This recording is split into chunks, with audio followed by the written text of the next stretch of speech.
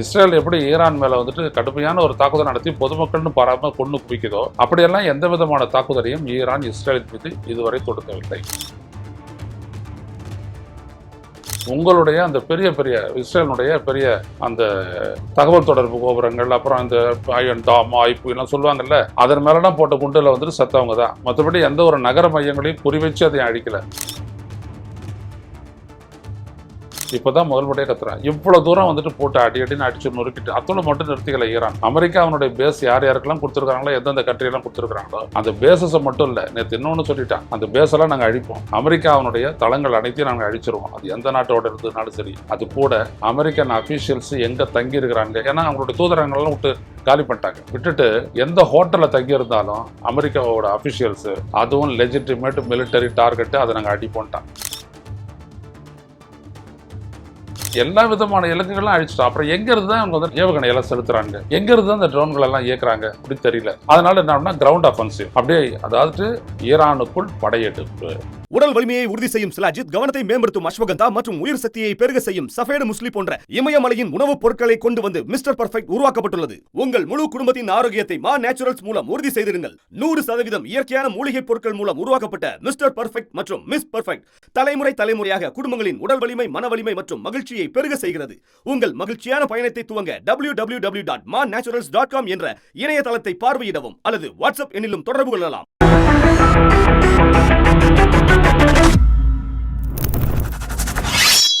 வணக்கம் தோழர்களே, ரோசா செய்தியின் வாயிலாக இன்று மீண்டும் உங்களை சந்திப்பதில் பெரும் மகிழ்ச்சி அடைகின்றேன். அமெரிக்க குடியரசுத் தலைவர் டொனால்டு ட்ரம்ப் ஈரானுடன் பேச்சுவார்த்தை நடத்துவது தொடர்பாக அவர் கொடுத்த ஒரு பேட்டியில் வெளிப்படையாக ஈரான் ரொம்ப துணிவாக பேசுகிறது, ஆனால் தனிப்பட்ட முறையில் கெஞ்சுகிறது என்று அவர் சொல்லியிருக்கிறார்.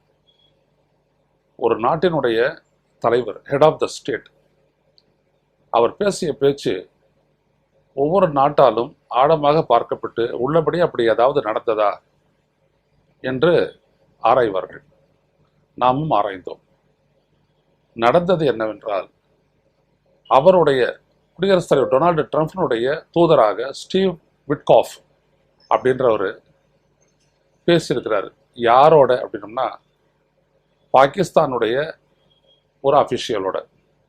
அவங்க மூலமா அவர் என்ன பண்ணியிருக்காரு, இந்த போரை தாக்குதலை நிறுத்தி பேச்சுவார்த்தைக்கு வருவதற்கான ட்ரம்ப் அளித்த 15 அம்ச திட்டம், 15 பாயிண்ட் சொல்யூஷன் கூட வச்சுக்கோங்க, அதை வந்துட்டு அவர் பாகிஸ்தான் வழியா பாகிஸ்தானுடைய தூதர் வந்துட்டு ஈரானுக்கு கொடுத்துருக்கிறார். ஈரான் இதற்கான ரிப்ளை எதுவும் பண்ணவே இல்லை. ஆனால் என்ன சொல்லியிருக்கு அப்படின்னோம்னா, அதை பெற்றுக்கொண்டது ட்ரம்ப்னுடைய 15 அம்ச திட்டத்தை நாங்கள் நிராகரிக்கிறோம் அப்படின்றது அப்பாஸ் அராய்ச்சி அப்படின்னு சொல்லக்கூடிய ஈரானுடைய அயலுறவு அமைச்சர் சொல்லியிருக்கிறார். அவர் வெளிப்படையாக தான் சொல்லியிருக்காரு, ப்ரெஸ்ல தான் சொல்லியிருக்காரு. அப்போ கெஞ்சுறாங்க அப்படின்ற வார்த்தையினுடைய அர்த்தம் என்ன? அயோக்கியத்தனம் இல்லையா அது? ஒரு நாட்டோடு நீங்கள் பேச்சுவார்த்தை நடத்தும் போது அப்படியே நடந்துக்கிறாங்க. நேற்று ராத்திரி கூட போட்டு பொழந்துருக்கிறாங்க. இப்படிதான் சொல்லணும் உள்ளபடியே. அதனால தான் நேற்று என்ன பண்ணோம், நான் நிறைய வீடியோவை போட சொன்னேன். எப்படியெல்லாம் டெஹ்ரான்ல, டெல் அவிவ் உள்ளிட்ட இஸ்ரேலுடைய நகரங்கள்லாம் என்ன பாடுபடுது அப்படின்றதெல்லாம் வந்துட்டு நேற்று 3 வீடியோ போட்டதுக்கு காரணமே என்ன அப்படின்னோம்னா, மறுக்கட்டும் இதெல்லாம் இல்லைன்ட்டு. ஏன்னா நீங்கள் வந்துட்டு பெஞ்சமின் நெத்தன்யாவுக்கே ஒரு ஏஐ வச்சு கொடுத்துட்ருக்கிறீங்க, இன்ன வரைக்கும் கொடுத்துட்ருக்கிறீங்க. ஆனால் ஒரு 15 நாள் ஏன் பேசவே இல்லை அப்படின்றதெல்லாமும் நீங்கள் சொல்கிறதில்ல. மறுக்கட்டுமே இதெல்லாம் போலியானது அப்படின்ட்டு. 200 பேர் காயம்பட்டாங்கன்னா, 200 பேர் செத்துட்டாங்கன்னா 200 பேர் காயம்பட்டாங்கன்னு சொல்ல வேண்டியது.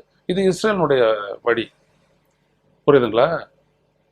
அப்படியாப்பட்ட இஸ்ரேல் முதல் முறையாக ஐநால போய் எங்கள் மேலே, எங்கள் மக்கள் மேலே கொத்து குண்டுகளை வீசி தாக்குகிறது ஈரான் அப்படின்னு சொல்லிட்டு அங்கே போயிட்டு புலம்பியிருக்கான். இஸ்ரேலுடைய சரித்திரத்திலே இப்படி ஒன்று நடந்ததே இல்லை. ஏன்னா இவங்க தான் எல்லாரையும் அழிப்பாங்க. பார்த்தோம், காசால 75,000 பேருக்கு மேலே கொண்டு இருக்கிறான். கொன்னவங்களில் பெரும்பாலும் பெண்களும் குழந்தைகளும் தான். ஆனால் அப்பெல்லாம் வந்துட்டு உலகமே கத்துச்சு, சவுத் ஆப்பிரிக்கா போயிட்டு கேஸே போட்டுச்சு, நீ என்ன படுகொலை செய்கிற அப்படின்லாம் சொல்லி தீர்ப்பு கொடுத்தது சர்வதேச நீதிமன்றம். அதுக்கெல்லாம் ஒன்றும் அசரலை. அவர் நான் கொல்ற ஆளுன்னா பயங்கரவாதி தான். யாரு? இஸ்ரேல் யாரெல்லாம் கொல்றாங்களோ அவங்களாம் பயங்கரவாதிகள். இப்படியெல்லாம் போயிட்டு அங்கே வந்துட்டு வியாக்கியானம் கொடுத்தான். இப்போதான் முதல் முறையாக ஐநால போயிட்டு இப்படியெல்லாம் வந்துட்டு போர் பண்ணக்கூடாது, இப்படியெல்லாம் ஈரான் தாக்கக்கூடாது. அப்போ பட்டிருக்கிறல்ல உத, வாங்கியிருக்கிறல்ல அடி, அங்கே பார்க்கணும். விமான நிலையத்தில் இருந்துட்டு ஒரு விமானமும் நம்ம போட்டோம் இல்லைங்களா, அவங்களோட விமான நிலையத்தினுடைய கதையெல்லாம் போட்டோம் இல்லையா, அந்த விமான நிலையத்து பக்கத்திலே குண்டு விடுது. அதாவது என்னன்னா, விமான நிலையத்தை குறிவைத்து இதுவரை ஈரான் தாக்கவில்லை. சில விமானங்கள்லாம் சேதமாச்சு அவங்களுடைய தாக்குதலில், உண்மைதான். ஆனால் விமான நிலையத்தை அழிக்கணுன்ற நோக்கோடு ஒரு ஏவுகணையும் செலுத்தப்படவில்லை. எல்லாம் கொத்துக்குட்டுகள் தான். அடிச்சிருந்தா அதெல்லாம் கதை வேற. இஸ்ரேல் எப்படி ஈரான் மேலே வந்துட்டு கடுமையான ஒரு தாக்குதல் நடத்தி பொதுமக்கள்னு பாராமல் கொண்டு குவிக்குதோ, அப்படியெல்லாம் எந்த விதமான தாக்குதலையும் ஈரான் இஸ்ரேலின் மீது இதுவரை தொடுக்கவில்லை. ஆனால் அவங்க என்ன பண்ணாங்கன்னா, அந்த விமான நிலையத்தில் இருக்கக்கூடிய விமானத்துக்கு போடக்கூடிய அந்த எரிபொருள் நிரம்பிய குதம்பைகள் இருக்கு இல்லையா, அதன் மேலாம் குண்டு வீசியிருக்கிறாங்க. நீ பற்ற வச்சுன்னா நானும் பற்ற வைப்பேன். அதான் அதனுடைய டிட் ஃபார் டெட், படிக்கு படி, அப்படிதான் அடிச்சாங்க. மற்றபடி எல்லாம் என்ன அப்படின்னம்னா, உங்களுடைய அந்த பெரிய பெரிய இஸ்ரேலினுடைய பெரிய அந்த தகவல் தொடர்பு கோபுரங்கள், அப்புறம் அந்த அயன் டாம் ஐப்பு எல்லாம் சொல்லுவாங்கல்ல, அதன் மேலாம் போட்ட குண்டில் வந்துட்டு செத்தவங்க தான். மற்றபடி எந்த ஒரு நகர மையங்களையும் குறிவச்சு அதை அழிக்கலை. இதான் நடக்குது.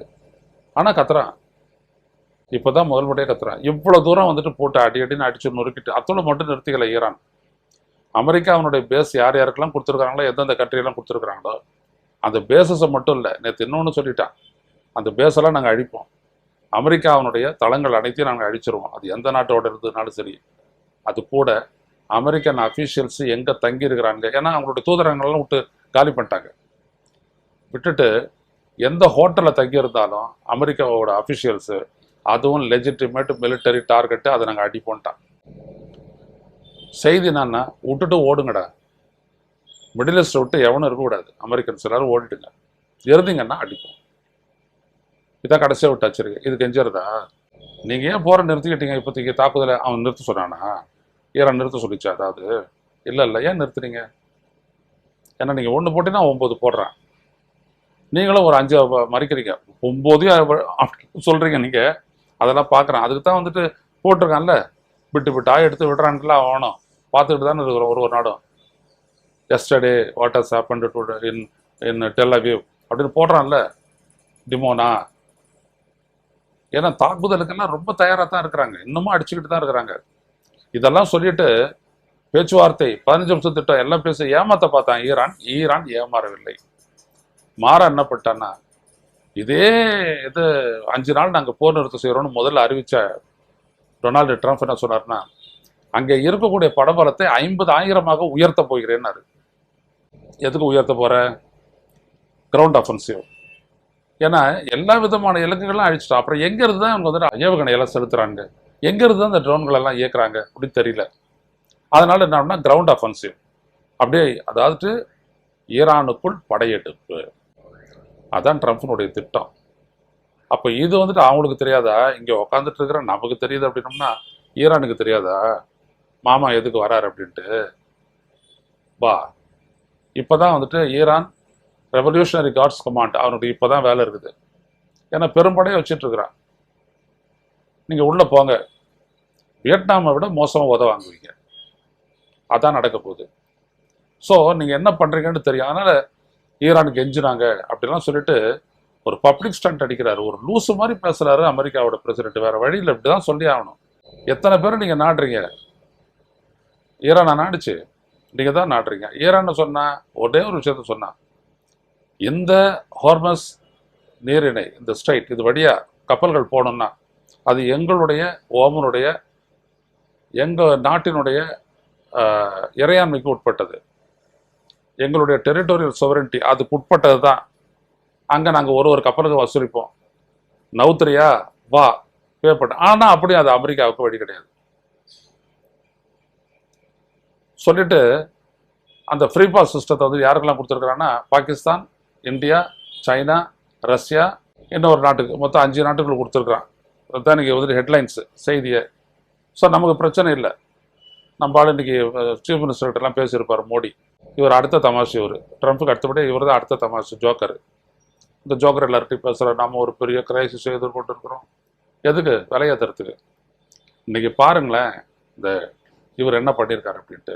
பெட்ரோல் டீசல் மீதான உற்பத்தி வரியை, பெட்ரோல் மேலே இருக்கிற உற்பத்தி வரி $13 $3 குறைச்சிட்டாரு.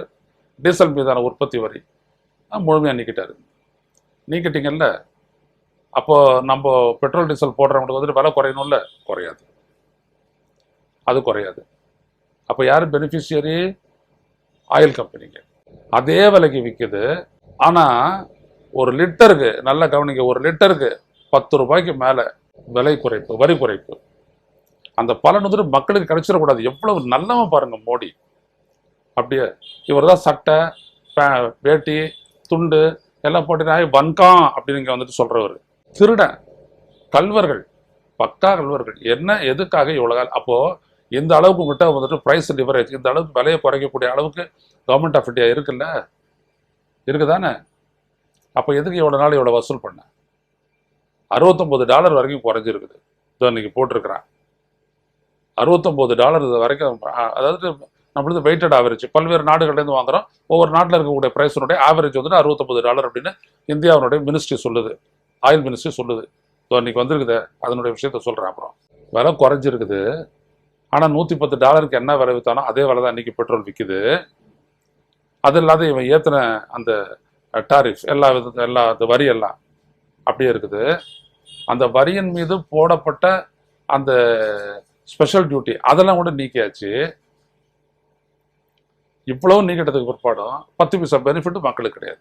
அதாவது அந்த விலையேற்றத்தை இவங்க சமாளிக்கிறதுக்காக ஆயில் கம்பெனிக்கு இந்த லிவரேஜ் ஒரு கொடுக்கறதா வச்சுக்குவோம். இப்போ என்ன அப்படின்னம்னா $110 இருந்துட்டு $69 குறைஞ்சிச்சுல. அப்போ நீ விலையை குறைச்சிருக்கணும்ல இந்த நாட்டு மக்களுக்கு, ஏன் குறைக்கல? இப்போ விலையேறதை சமாளிக்கிறதுக்காக எண்ணெய் நிறுவனங்களுக்கு கொடுக்குறிய. அப்போ இவ்வளோ காலம் இதிலெல்லாம் வந்துட்டு ஒரு பெரிய ஒரு விலை கொள்ளை நடந்துதானே இருக்குது. எத்தனை வருஷமா? மோடி அரசை புரிந்து கொள்வதற்கு இது மட்டுமே போறோம். ஆனால் இன்னொரு விதத்தில் நீங்கள் பாருங்க, இவ்வளவு பண்ணிட்டான். இதனால விலை பரவாயில்ல, ஏதோ பரவாயில்ல சார், நம்ம தள்ள எதுவும் விலையை ஏற்றாத இருந்தால் பரவாயில்ல. கிடையாது. நீங்கள் இப்போ தானே இன்னைக்கு தேதி 27, அடுத்த 29ஆம் தேதி முடியுது. பெங்கால் அன்னைக்கு தான் வாக்குப்பதிவு. அது முடிஞ்சிட்ட மறுநாளே பெட்ரோல் டீசல் விலை எவ்வளோ உயர போகுதுன்னு பாருங்க. இங்கே வெளியில் என்ன பேசிக்கிறாங்க? மீண்டும் ஒரு லாக்டவுன். ஏன்னா இவர் பேசுறாரு, வாயை திறந்துருக்கிறார் இவர். மறுபடியும் ஒரு லாக்டவுன் போடுவாங்க. எவனோ ஒருத்தன் சொல்லிட்டான் கொரோனா மாதிரி தான் இதுவும் அப்படின்னு. அது மோடி தான் சொன்னது. உடனே எல்லாரும் பயப்பட ஆரம்பிச்சிட்டாங்க. என்ன சார் இதே மாதிரி ஒரு லாக்டவுன் போடுவானா சார்? நான் போட மாட்டான், நல்லா வேலையை ஏற்றி சம்பாதிப்பான் அப்படின்னா. நமக்கு தானே தெரியும் இந்த ஆள் யார் அப்படின்ட்டு. அதுக்கு உடனே ஒரு நாள் 8 மணிக்கு உட்காந்து அழுவான். இந்த நாட்டில், இந்த உலகத்தில் எப்படியாப்பட்ட போர் நடந்து அதனால் எப்படியாப்பட்ட பாதிப்பு ஏற்படுத்தி பாருங்க. போர் நடக்கும்போது ஆரம்பிக்கும் போதெல்லாம் வாயை பூத்திட்டு சும்மா இருந்துவிட்டு கண்டிக்காம கடைசியாக பிலாக்கானம் பண்ணுறது. இந்த மாதிரி தான் எல்லாம் சொல்லிட்டு இதை நம்ம தாங்கணும், நாம தான் ஒன்றா இருந்து தாங்கணும், நாம் தாங்குவோம், தேசபக்தியோட தாங்குவோம் அப்படின்னு சொல்லிட்டு ஒரு தலையில் லிட்டருக்கு $50 போடுவான். ஒரு நாள்லேயே பாருங்க. ஆனால் நம்ம ஒன்றும் ஓட்டு போட்டு, நீங்களாம் ஒன்றும் ஓட்டு போட்டுன்னு தேர்ந்தெடுக்கிறான், இவிஎம் வச்சு குத்திக்கிறான்னு வச்சுக்கோங்க. என்னமோ பண்ணிக்கிட்டு இருக்கிறான்.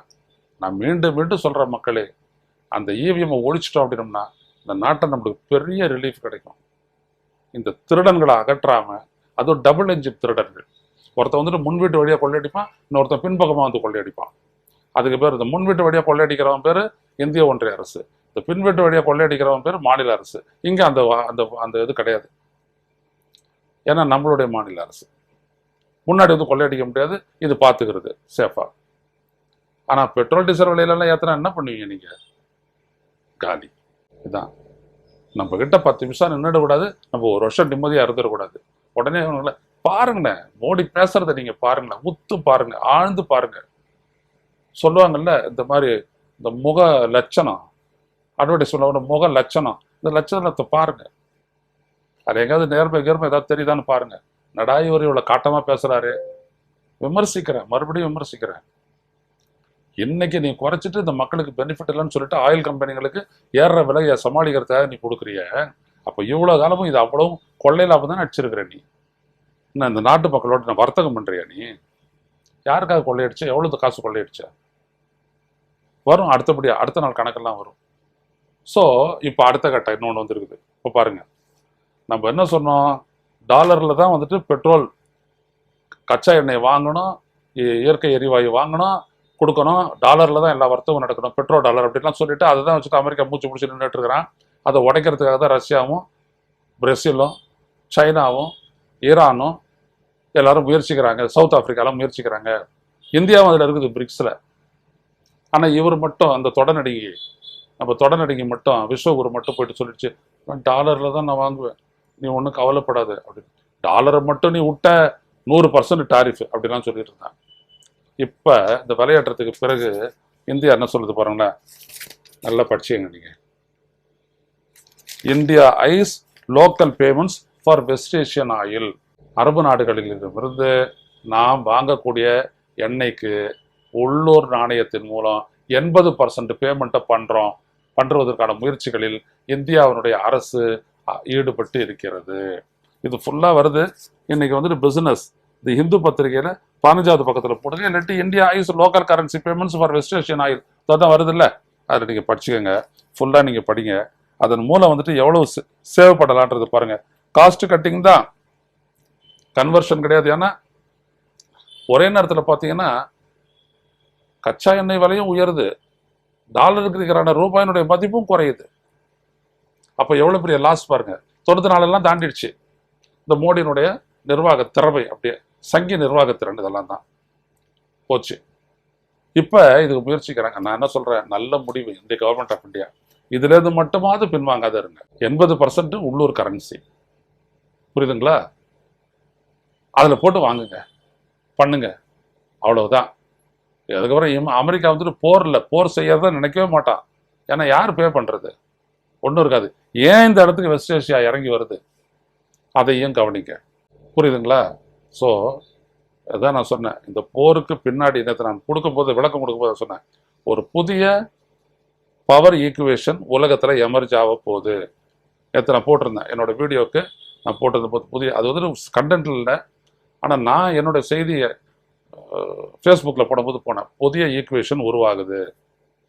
அதாவது அமெரிக்க டாலர் தான் எல்லாம் நடக்கணும், அமெரிக்கா நினச்சபடி எல்லாம் உள்ளே வருவார், அவர் போர் தொடுப்பார், எல்லாமே நடக்கும், ஒரு மிரட்டல். இது எல்லாமே இதை உடைப்பதற்காக, இந்த ஹெஜிமோனி மேலாதிக்கத்தை உடைப்பதற்காக Russia, China, India, South Africa, Brazil, Iran உள்ளிட்ட இன்னும் பல நாடுகள்லாம் ஒன்றா சேர்ந்து புதிய ஒரு ட்ரேட் பிளாக்கை உருவாக்குவார்கள். அதுக்கு டாலர் இருக்காது, முக்கியமானதாக இருக்காது, கரன்சியை வச்சு பண்ணலாம் அப்படின்ட்டு. அப்படி பண்ணிட்டாங்க அப்படின்னோம்னா மிகப்பெரிய அளவிற்கு ஆசியான் அப்படின்ற ஒரு பெரிய அமைப்பு இருக்குது, அதுவும் வந்துடும். அது வந்துருச்சு அப்படின்னோம்னா அதற்கு பிறகு இந்த ஃபாரின் கரன்சியில் வந்துட்டு எல்லாத்தையும் வாங்கணும் அப்படின்றதுக்கான டாலர் முக்கியத்துவம் முதல்ல அடிப்படும். அதற்கு பிறகு தான் அமெரிக்கா கட்டுப்படும். அப்படியாப்பட்ட ஒரு பாதையை நோக்கி போகின்றது. நல்லதே நடக்கும், பார்ப்போம். மற்றபடி அந்த போர் நிற்குமா அப்படின்னோம்னா இப்போதைக்கு நிற்காது. அது எப்போ நிற்கும்னா, இப்போ இஸ்ரேல் படுற மாதிரி அமெரிக்காவினுடைய படைகள் நல்லா உதப்பட்டு அழிஞ்சால் தவிர இது முடியாது. ஏனென்றால் ட்ரம்ப்பை போன்ற சிந்தனையற்றவர்கள், மனக்குருடர்கள், இவர்கள்லாம் என்ன பண்ணுவாங்கன்னா அழிவை பற்றிலாம் கவலைப்பட மாட்டான், அவன் பாட்டுக்கு பண்ணுவான். பேரழிவு வந்துட்ட உடனே அந்த அமெரிக்க மக்களை பார்த்து தூக்கி எறிவாங்க, அப்போ அந்த போர் நிற்கும். அது வரைக்கும் காத்துட்டுருங்க. மீண்டும் சந்திப்போம். நன்றி, வணக்கம். ஊடகம் கார்ப்பரேட் அரசியல்வாதிகளின் கைப்பாவையாக அடிமைகளாக இருந்தது போதும், இனி சாட்டை எடுத்து சுழற்றும் நேரம் வந்துவிட்டது. ஊடகம் பொதுமக்களாகிய உங்களுக்காக, உங்களாலேயே இயக்கப்பட வேண்டும். ஊடக சுதந்திரத்திற்காக உங்களின் பங்களிப்பை இன்றே அளித்திடுங்கள்.